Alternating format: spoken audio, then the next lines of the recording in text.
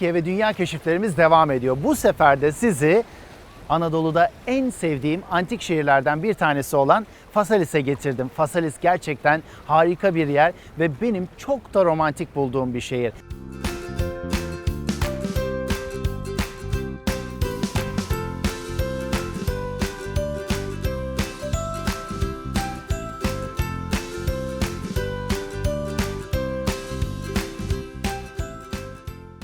Antalya'nın batısında yer alıyor Fasalis. Yaklaşık 1 saat ileride şehirden.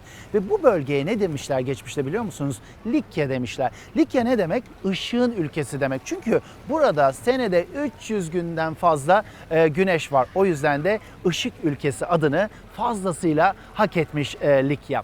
Ve Fasalis de Likya şehirlerinden bir tanesi. Neden burayı romantik buluyorum? Çünkü çok güzel bir tiyatrosu var. Onun önünde harika bir yürüyüş yolu var. Ondan sonra 3 tane limanı var. Limanın arkasında müthiş Toros Dağları manzarası var. Şimdi şehre geldiğinizde öncelikle sağ tarafınızda bir sazlık kalıyor.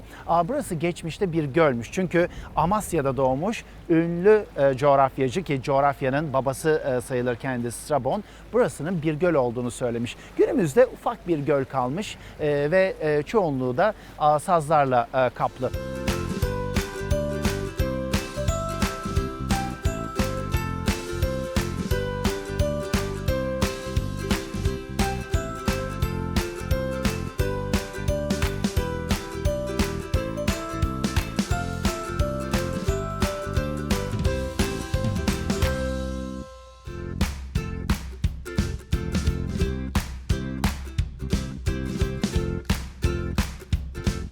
Yürüyüş yolunda sıralar var. Bu sıralara insanlar oturmuşlar ve caddeyi de gösteriler için, sportif yarışmalar için kullanmışlar.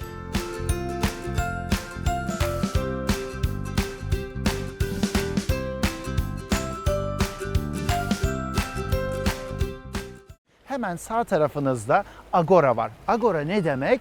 Agora alışveriş merkezinin, AVM'nin olduğu yer demek. Ama o zaman tabii ki dükkanlar varmış. Bugün bildiğimiz anlamda bir AVM değilmiş. Daha da güzelmiş açıkçası.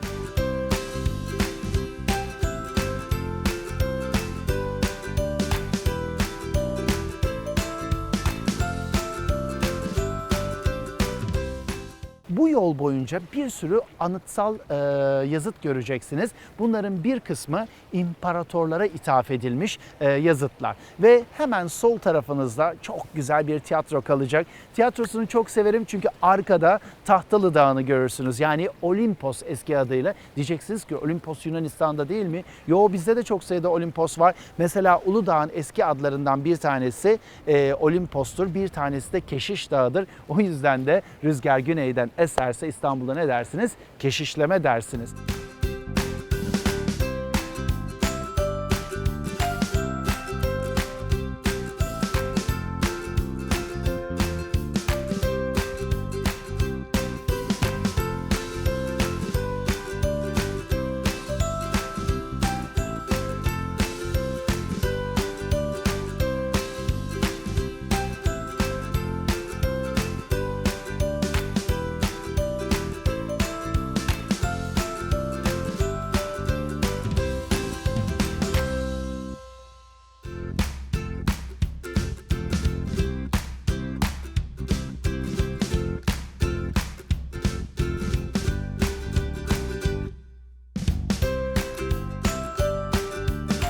Hemen arkamda gördüğünüz Hadrian'ın takı. Hadrian kim? Çok önemli bir Roma imparatoru. Aynı zamanda Edirne'ye de adını veren imparator. Çünkü Edirne'ye Hadrianapolis demişler. Hadrian da zamanla Edirne'ye evrilmiş. İmparator 129 yılında buraya geliyor. Zaten tarihlerinde 2 tane önemli olay var. Biri Büyük İskender'in Hint seferi öncesinde bir kışı burada Fasalis'te geçirmesi. Diğeri de Hadrian'ın 129 yılında şehri ziyaret etmesi. Hatta Hadrian'ın biliyorsunuz Antalya'da da bir kapısı bulunur. Çünkü aynı dönemde Fasalis'le beraber Hadrian Antalya'yı da ziyaret etmiştir. Hemen bu takın gerisinde de ana caddesi var. Şimdi ana caddeye doğru gidiyoruz hep birlikte.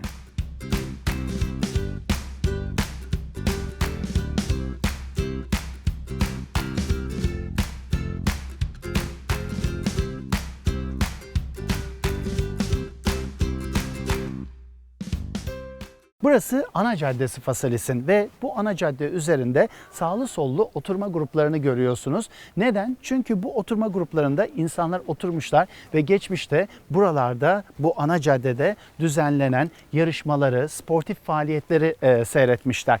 Bu cadde üzerinde bir agora bulunuyor. Agora biliyorsunuz bir alışveriş merkezi anlamında bugünkü lisanda ve çok sayıda dükkan varmış agorada ve hemen onun yanında da küçük ve büyük hamam bulunuyor. Tam bu tiyatronun ve agora ile hamamın olduğu yerde de güzel bir şehir meydanı oluşturmuşlar Faselis'te.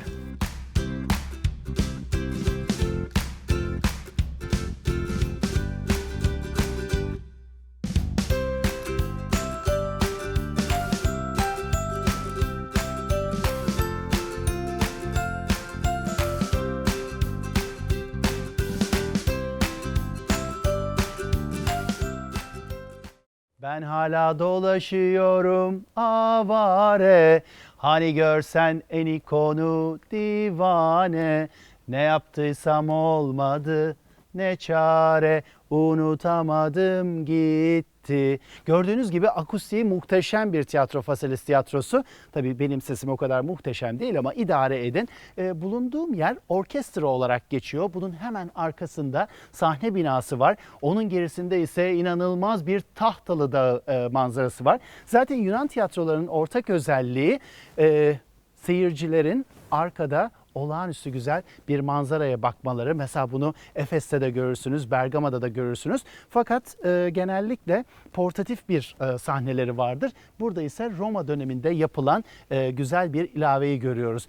Tiyatro birkaç bölümden oluşuyor. Şimdi hemen orkestranın gerisinde bakın merdivenlerle bölünen kerkides dedikleri kısımlar var. 1, 2, 3, 4-5 tane kerkidesten oluşuyor ve insanların oturdukları yere de auditorium diyorlar. Oturma gruplarına bakarsanız grupların aslında hafif öne doğru çıkıntılı olduğunu görürsünüz. Neden böyle yapmışlar? Çünkü o dönemde hoparlör yok, mikrofon yok. İnsanlar ayaklarını bir geriye koyabilmişler. Böylelikle önlerinden diğerlerinin geçmesine izin vermişler. İki, ses buradaki boşluğa girip bu olağanüstü akustiği yaratmış. Hemen bunun arkası ise Akropolis. Akropolis ne demek? Yüksek şehir demek. Yüksek şehirde şehrin en önemli isimleri, asiller ve aynı zamanda devlet görevlileri yaşamışlar ve Akropolis de hemen tiyatronun arkasında yer alıyor.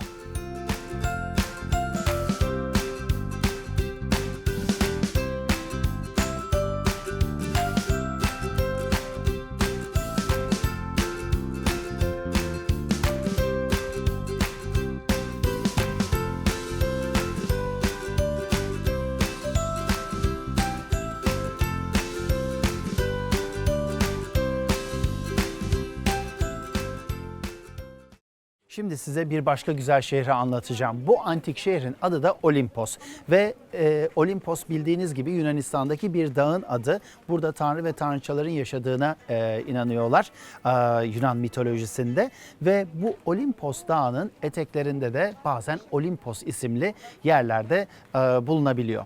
Biliyorsunuz bunun hemen arkasında Olimpos Dağı var. Bu Olimpos Dağı'na biz bugün Tahtalı Dağı diyoruz.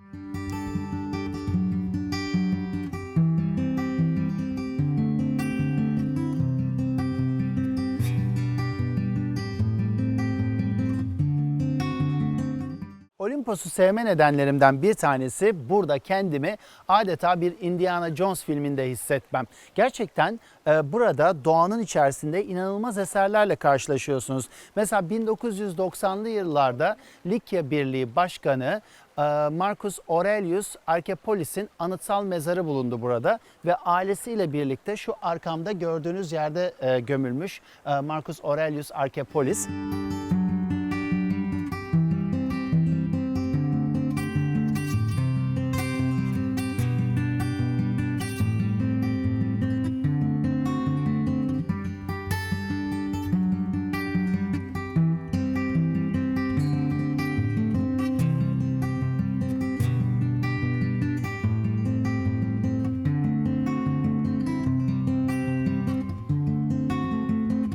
Şu anda hemen limanının girişindeyim Olimpos'un ve burada anıtsal mezarlar var. En ilginci de burada bir kaptana ait olan mezar. Üzerinde bir yazıt var. Kaptan Eudemos'un Lahti'nin yazıt kısmının maalesef yarıya yakın kısmı hazine avcıları tarafından kırılmış, yok edilmiş. Ama son 4 satırında şöyle yazıyor.